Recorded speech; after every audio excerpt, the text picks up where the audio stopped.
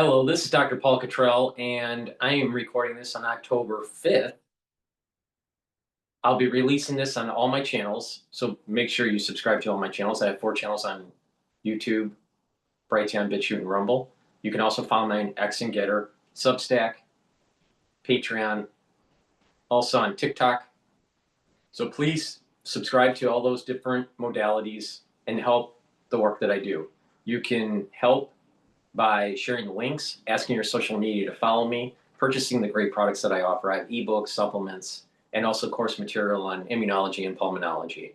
I have a lot of very high quality supplements, so please go to my store and get the great products that I offer. This series is a 3-part series on biological weapons in foreign policy. This video will be the last of the series, so make sure you watch part 1 and part 2 to get a better perspective on the whole series. But it's important to take a look at these different areas of investigation in how biological weapons are used in foreign policy going forward. The last video that I talked about was dealing with the dilemma of American security. And it was within 2 parts. The first part was impact of biological weapons on security policy and the critique on retaliation in a biological attack. In this video, we're going to investigate need for strategic flexibility, psychological and strategic challenges, geopolitical context, and moral and practical considerations. All right. Now, in terms of flexibility and response, we can look at this in 2 ways, 2 contexts, a defensive and an offensive. We're going to look at the defensive first. So in a defensive perspective, you need to have the flexibility of being able to respond to an attack. So you need to have biotech and biological warfare department to be able to assess the risk that just happened to your population or to your troops. Now, it's really important for the biotech to be able to isolate and to determine the pathogen quickly. Because then you know, do you have something off the shelf that could be used to treat it? Is this something novel? Is this something that is known? And based on that assessment,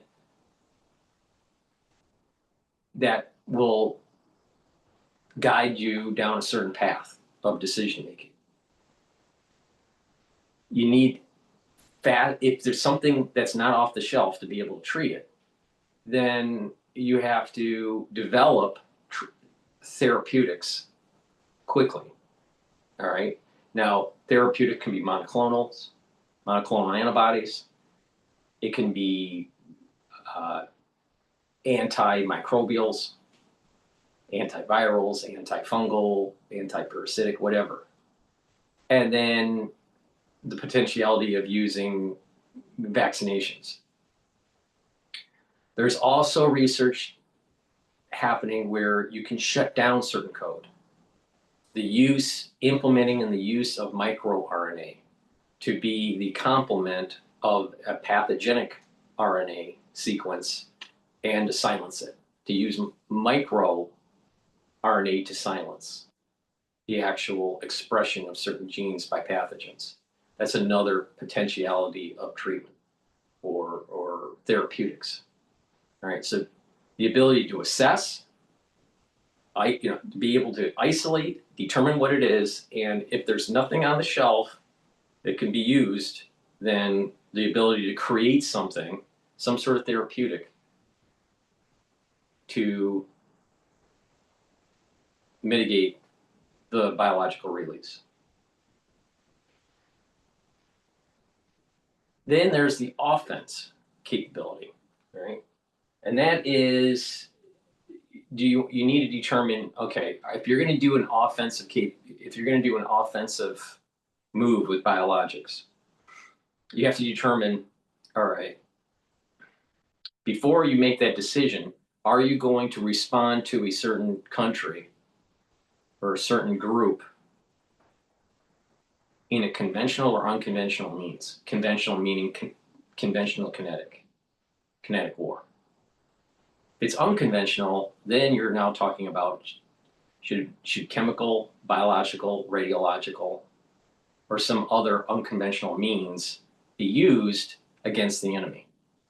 Once you've gone down that decision matrix, then you want to determine if you're going to do biologics, then which type of pathogen do you want to use? Do you want high lethality, low lethality, long-term, short-term effects? And if you have a library of a series of pathogens that have high lethality, short-term effects, low lethality, high short-term effects, long-term effects, I should say, affecting the germline, not affecting the germline. So there's a series of different capabilities that can be pulled off the shelf to be used in offensive biological warfare. So knowing, okay, are you going to go conventional or unconventional? If you decide unconventional, are you going to go radiologic, biologic, chemical? If you decide biologic, then you want to determine short-term, long-term effects, somatic cells affected, germline affected, lethality, low lethality or high lethality. Once you determine that, then you're now working towards what kind of, what pathogen are you going to use? Another consideration is how confident are you in your therapeutics, in your bioshield, relative to the item that you picked off the shelf for this decision matrix. So for example, if you pick a pathogen and you have low confidence in your bioshield, then there's a high chance of a boomerang effect happening to your society when you release the biologic. But if you have high confidence that your bioshield is going to hold, then you're going to have lower collateral damage in your population when you release the biologic. All right, now let's go to psychological and strategic challenges. There is the ethics of biological response. All right. And working through, if you have been hit by biologics, is there ethics for you to have a equal type of response? I would say yes, but the thing is that there is an ethical consideration here. If one country uses it, then most likely another country will respond in kind. Or there is also this concept of ladder of escalation, and there is an arms race. So, another thing that you need to think about in the ethics here is the long-term and the short-term effects. When you release something like this, you are going to have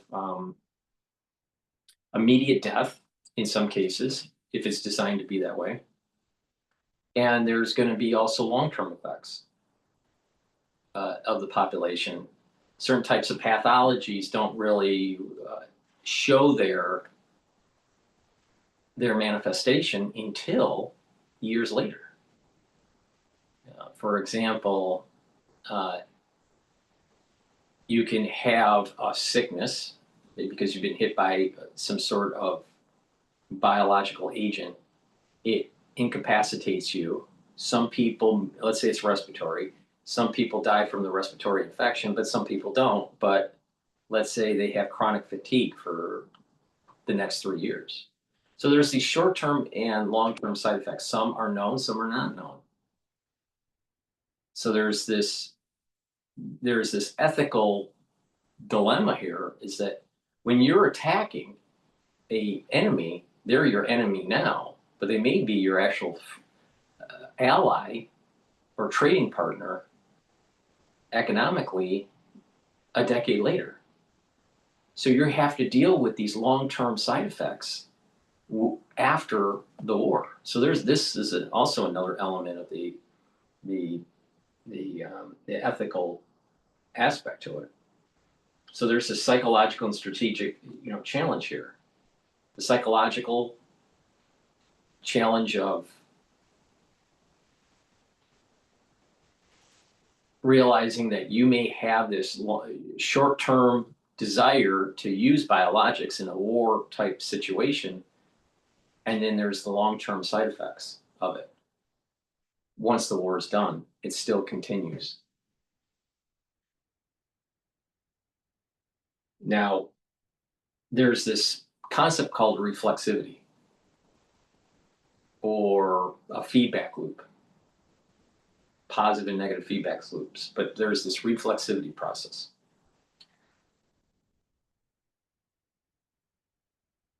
So you could release a biologic,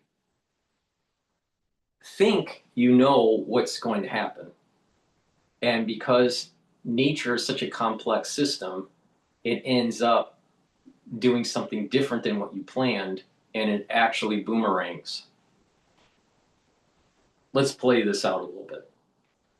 So you release a biological agent,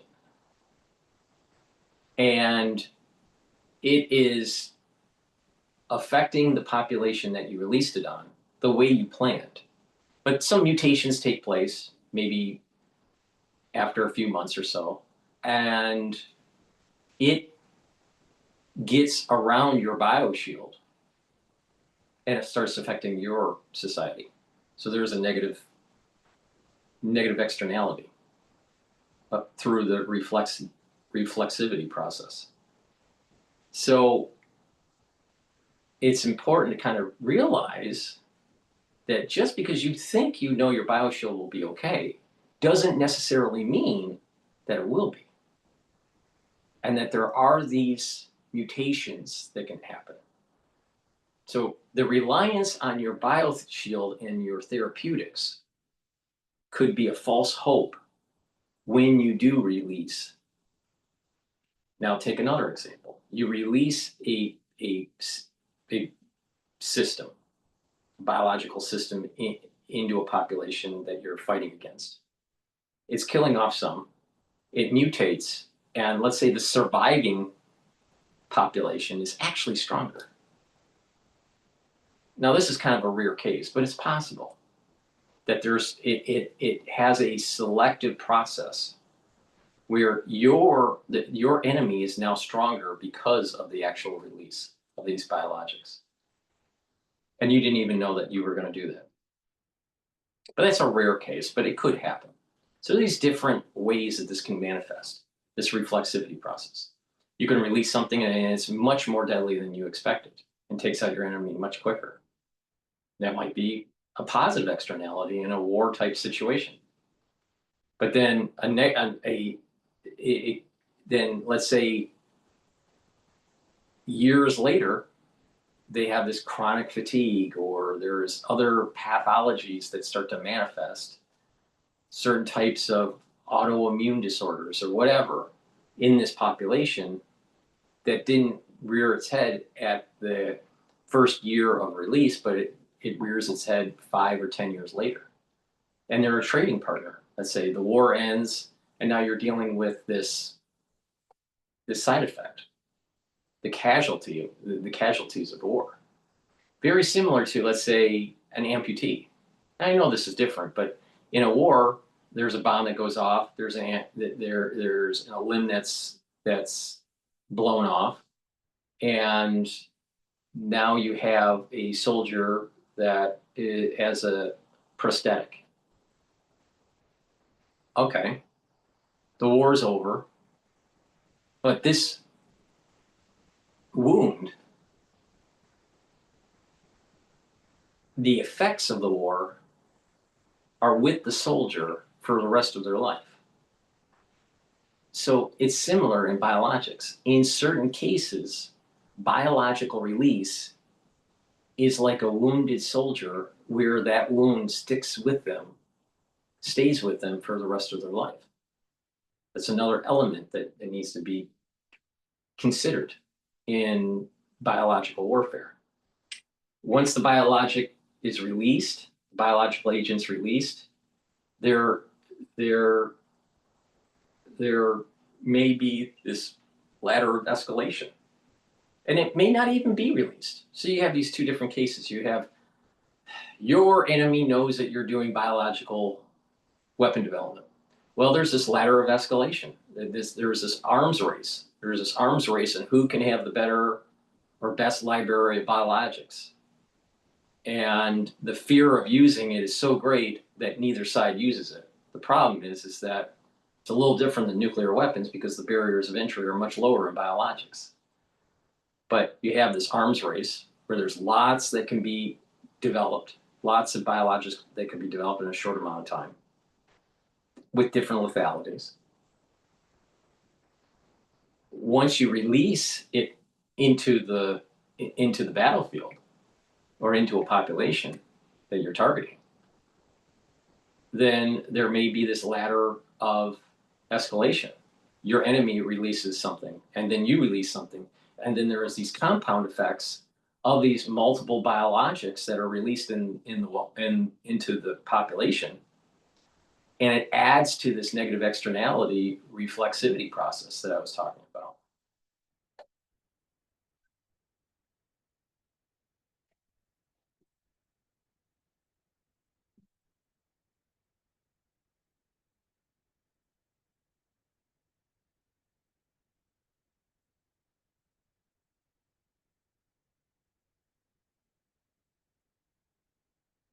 All right, now let's go to another section. This is geopolitical context.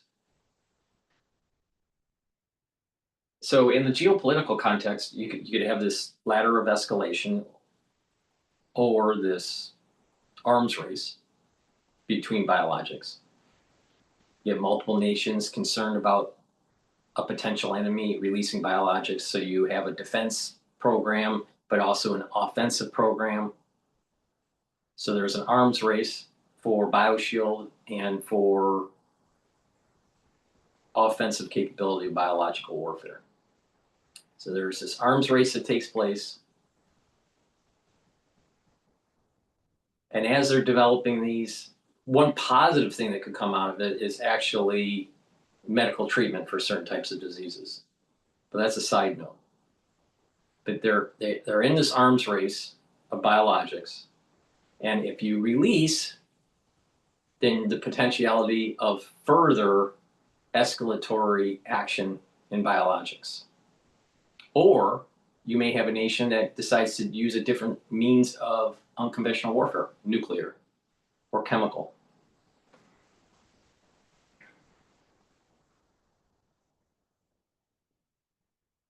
And in this geopolitical context, you have state actors that are somewhat rational, but let's consider them, for sake of argument, rational actors. And then you may have rogue agents or terrorist organizations that are less rational. And because the barriers of entry are so low, the probability of having a rogue actor is very high. So the consideration of a rogue actor or actors releasing biologics and how that may change the ladder of escalation. Because the ladder of escalation, you're escalating and you're thinking that you're dealing with a rational actor. But in the rogue one, it's one harder to find. And I mentioned this in the previous video. You may have lone wolves who are very hard to target, or a terrorist group that is a dark cell that you don't know about. Well, how do you target it? If you know a certain nation state released, then it's easy to target the nation state. But if you have a terrorist cell that may be working with a certain state actor, but they're a proxy, but you don't know about them, how do you retaliate? And even if you do know, how do you retaliate? You probably will use conventional means because it's a smaller actor. Now, if you know that they were working with another state actor, then you probably would use biologics against them or some other means. But rogue actors are really dangerous because, one, they're hard to detect. There's a low barrier of entry, and they're small enough where your optionality for retaliation is limited. So we need to go into the context at a transnational body like the UN, the United Nations. We need to figure out how to create treaties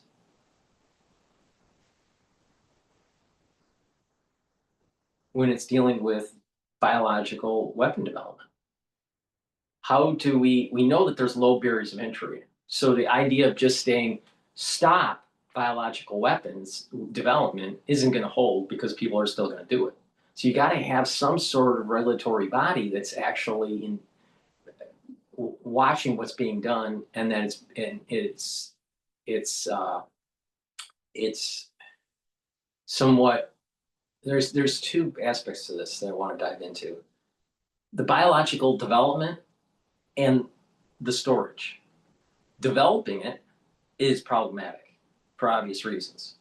One, it could be used in warfare, but if it's stored, or if it's stored improperly, or it's not heavily regulated during the development phase, and it could have the high potentiality of leaks from the labs. So you have lab leaks, you have material that's stolen,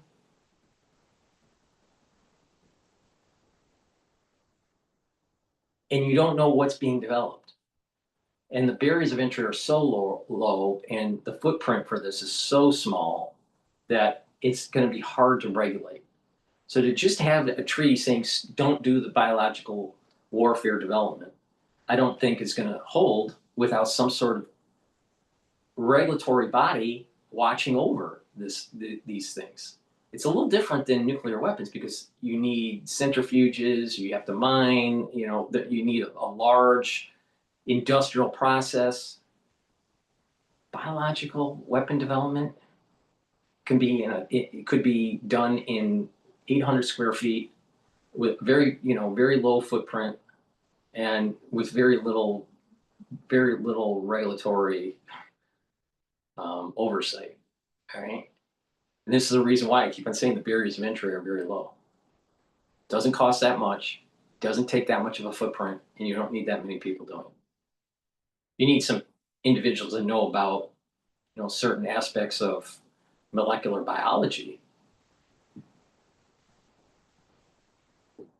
virology, or pathology, or tissue culturing, all this. And these are skills that aren't easily to be obtained, but once these individuals do have them, they could go rogue. All right. So it's really important. Like I said, you can use this technology for good or for evil. So you're making these biological agents with no real regulatory body. Well, we need to come to the fruition here that just saying don't do it isn't going to be good enough. There needs to be some sort of monitoring mechanism to make sure they're not doing it. But there is this added problem of you can't monitor the whole world.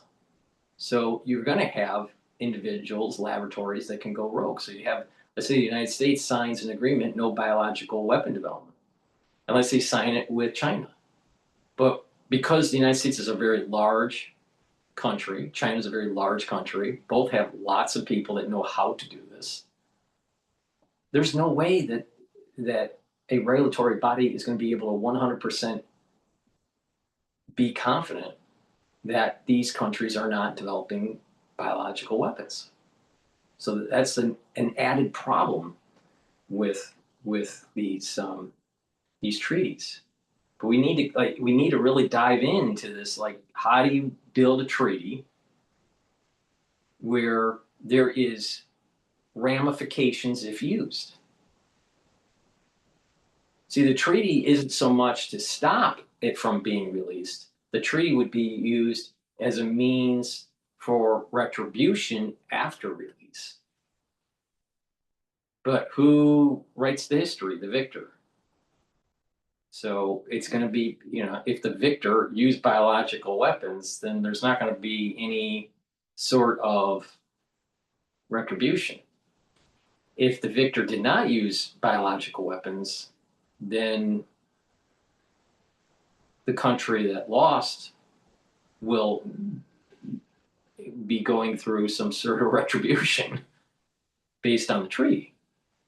So constructing a treaty, I think there's a unique problem with this because of the barriers of entry and the lack of real oversight. So you can have a satellite and you'd know that there's a nuclear facility being constructed in Iran, for example. You can't do that for biologics because it can be done underground. It could be done in a garage. It could be done it could be done in a urban building. You just don't know where it could be made. So there's a unique aspect to biological weapon treaties. It seems to me that it won't be able to really stop it from the development. It would be just retribution if they were released. But that's an area of concern and an area of scholarship that needs to really be dived into. And how do you curtail biological weapon development at the global level? What sort of retribution should take place? It'd probably fall into the category of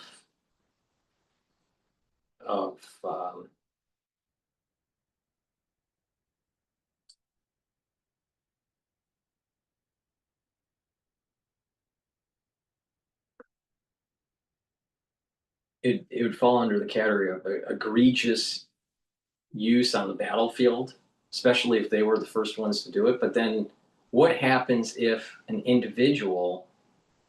what happens if one country is hit, let's say China hits the United States with biologics, and then is it morally right for the United States to use biologics against the Chinese? I would think it is.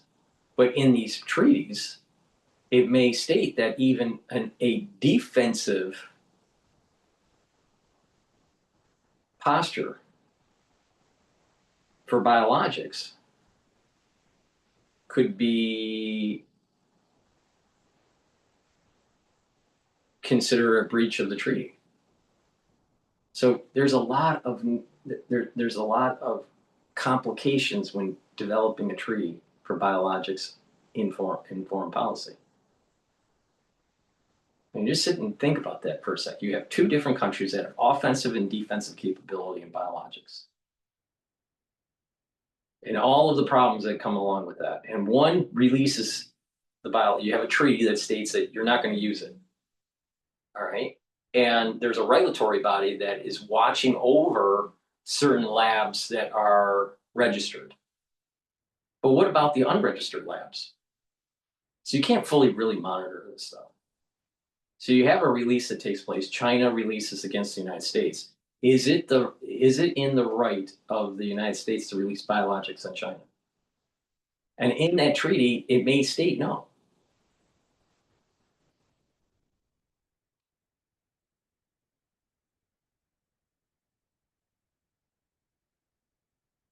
It could be a crime against humanity just to use biologics, even if you are retaliating from a biological agent from your enemy. So there's a lot of complications involved with creating a treaty dealing with biologics. It's not as simple as the simple mutual assured destruction strategy in nuclear weapons. And not only that, when nuclear weapons is very deadly, and it does have that half-life into hundreds of years, right? So depending on how explosive the weapon is, it could be maybe even over 1,000 years. And there's a lot of destruction. But biologics, if it goes into the germline, it could last for it could last for the whole duration of the species, unless you find technologies that can trim it out. Like CRISPR trying to trim it out, but that's so futuristic right now to be able to trim out all of your germline cells that have been affected by a biological agent. We don't have the technology to trim it out. So I find that creating a treaty against biological agents and have real teeth to prevent it from happening, I don't see it there yet. There's barriers of entry are too low. Monitoring's too porous.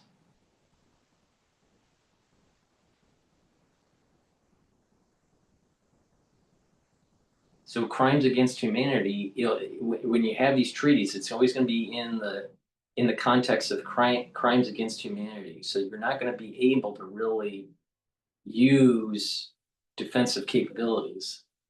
I was talking about in a previous video in this series, I think it was part 2, about the weapon defense could be for example, China releases an agent, biological agent, on the United States. The United States could release in the population, in the world, or in its own population, a biological agent that actually will try to silence, by using this microRNA, to try to silence the actual agent that was released by China. So China releases an agent, let's say Ebola, for example. And the United States has the capability. I'm just saying this as an example. I'm not saying that the United States has this capability. I'm just saying that this is an example where you release an agent, a virus, that expresses microRNA that is the complement to certain RNAs for, let's say, Ebola. And that will silence the actual infection in the population and have it die out. Well, in the context of biological weapons, it may be stated that you can't release man-made agents. Well, the man-made agent to try to fight the Ebola release from China would run into problems because of the treaty, the biological agent treaty. So, certain defense capabilities may be hampered. This is another complication of a biological treaty being constructed. So you have barriers of entry low, porosity in monitoring by some sort of uber agency within the UN. And then you have the complexity of what are your retaliatory options when you are hit by biologics. Because you got to remember, when you release, let's say, a virus that is trying to silence these biological weapons from another country, nature could change it in such a way where it actually becomes a harmful agent against certain populations of the world that you just didn't realize until after the fact. This negative externality, this reflexivity process. reflexivity. All right. Moral and practical considerations. Now, this will be the last section of this series. So there's going to be long-term effects of biological release.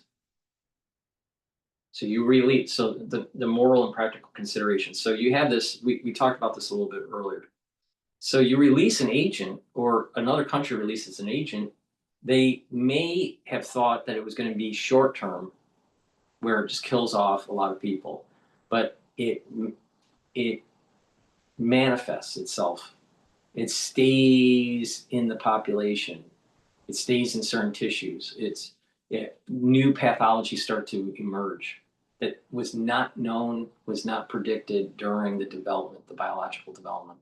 Either they didn't investigate it fully, or they didn't care, or whatever, but there is a longer term effect that was not in consideration. And then you have also longer term effects, knowing that there will be, that these things will manifest.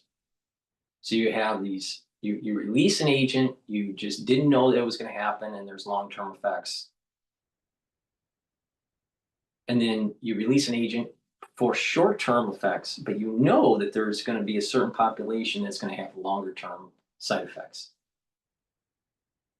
So this long-term side effect of biological release there's a moral and practical application to it, because once the war is over, is it fair for populations to still be suffering from the biological release? Now, if you compare it to long-term wounds that were obtained on the battlefield, that would be probably similar in some regards. But biological agents can be, once you start getting into the germline, affecting future generations, now you're moving into a different moral set of questions. Because you did the war because you had an enemy at a certain time period. Okay, the war's over, and now they're potentially a economic partner. And yes, there are wounds from a war that continue on for that person's lifetime. But in the conventional sense, it doesn't carry on to future generations. Now, biologics could carry on to future generations. One, you have a pathogen that's floating around, that's endemic now, moving around in the population, and then future generations get it unfairly. Germlines can be affected, so anyone being born after the release is affected. And these long-term effects may be not even known what exactly is going to happen. So there's this long-term side effect. Now there's these expected and unexpected consequences that are tied to this long-term effect.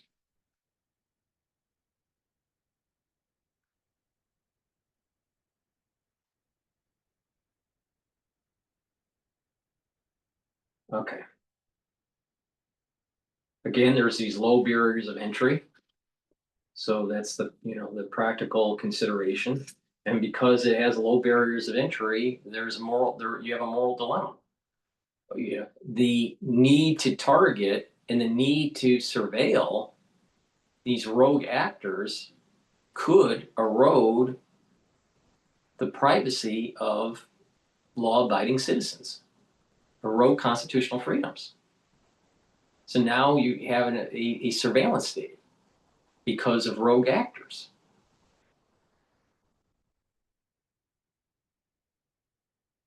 And again, it's hard to monitor with a transnational body. Germlines can be affected. And when you have, for ones that don't know, when your germline is affected, then future generations are going to have the problem. maybe, certain types of cancers or certain types of other pathologies, developmental disorders, or problems with their heart, or they may have stunted growth or have problems with metabolism or neurological problems, whatever it is, but it may affect the germline. And when you know that you have a country that released, let's play this out. You have China that released a biological agent that affects the germline in the United States. And let's say in case one, the United States loses the war.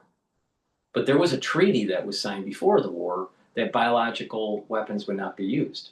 Well, what governing body is going to punish China? The United States lost. Okay, now let's play it again. Now let's play it the other way. China releases, the United States wins the war. Now a governing body could hold China accountable. So it depends. This is another problem with the UN, the United Nations, and its monitoring and governing body. Who the victor is super important on what path they use to actually exercise treaties and how you punish when that treaty is broken.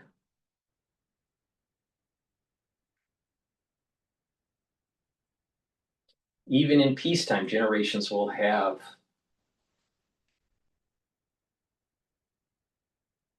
issues with the circulating pathogen, mutations, and the need for treatments and antibodies. So this is, you have this war, this biological war, conventional, unconventional war that takes place. Maybe it's short term, maybe it only lasts a month. Maybe it's long term and it lasts for 4 years or longer. But eventually the war ends, but you have a long-term effect. Even if it doesn't affect the germline, you have the pathogen that's circulating, it's mutating, and it may become worse in the future. It may be attenuated and become less of a pathogenic problem. But it's circulating and it can mutate and get worse. And future generations being born, they don't have antibodies to the pathogen. So they're going to have to be exposed to it. They're either exposed or they'll be inoculated because of this. So this affects future generations, even if it doesn't affect the germline. If it affects the germline, then you're born with some sort of problem because you have genetic mutations within the germline. But let's say it doesn't affect the germline. You still have a pathogen out there that's floating around. You may have therapeutics for. You may have monoclonals or antimicrobials or some sort of vaccine. But every generation is going to have to be treated. Every generation is going to have this risk of exposure and exposure to mutations of the pathogen. So the moral and practical consideration is when you do release these things, these aren't just affecting individuals during wartime. This is affecting people even during peacetime. And it can affect your population. Let's say you're the country that released the biologics. Because of the reflexivity process, you could have this boomerang on your own population. So that concludes my part 3 of a 3-part series of biological weapons in foreign policy. And if you listen to all 3, you can see that there's a lot of dangers within in this topic. And it's not easy to just say, once the development starts and there is countries that develop these biologics to be able to de-escalate the arms race is not easy. And I think it's harder than actually de-escalating the arms race with nuclear weapons. I think that it's actually more dangerous biologics than nuclear weapons in many regards. And a big part of it is the ability of rogue actors to be participants. The barriers of entry are low, and there's porosity in monitoring by a transnational agency. And because of that, there's higher probability that there is going to be more biological agents released on accident because of poor storage, lack of safety protocols during the development, or rogue actors releasing,